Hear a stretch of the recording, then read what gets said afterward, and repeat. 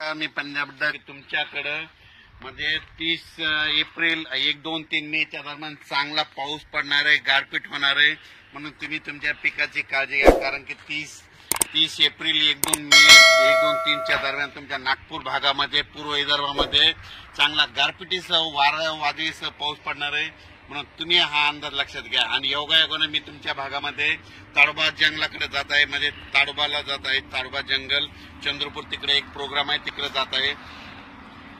आणि या ठिकाणी महाराष्ट्रातल्या सर्व शेतकऱ्याला अंदाज देत आहे.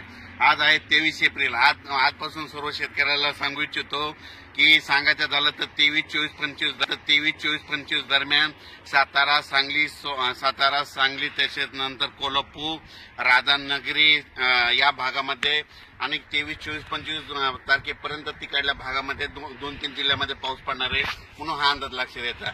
त्याच्यानंतर कर्नाटकमध्ये पाऊस पडणार आहे, तेलंगणाला पडणार आहे. त्याच्यामुळे काय होणार आहे, जे कर्नाटकच्या सीमालगतचे जे भाग आहेत, म्हणजे उमरगा झालं, नांदेड झालं, त्याच्यानंतर धर्माबाद झालं, त्याच्यानंतर धाराशिव, जत, मंगसूळ या भागामध्ये पावसाचं सत्र ह्या 5-6 दिवस चालूच राहणार आहे. म्हणून हे अंदाज लक्षात यायचा.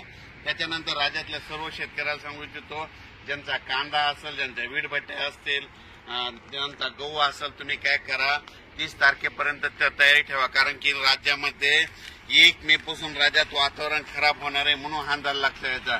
सांगायचं झालं तर मधल्या याच्यामध्ये उत्तर महाराष्ट्रात देखील 1 मे 1, 2, 3च्या दरम्यान एक पावसाची शक्यता आहे. म्हणून उत्तर महाराष्ट्रातल्या शेतकऱ्यांना अंदाज लक्षात यायचा.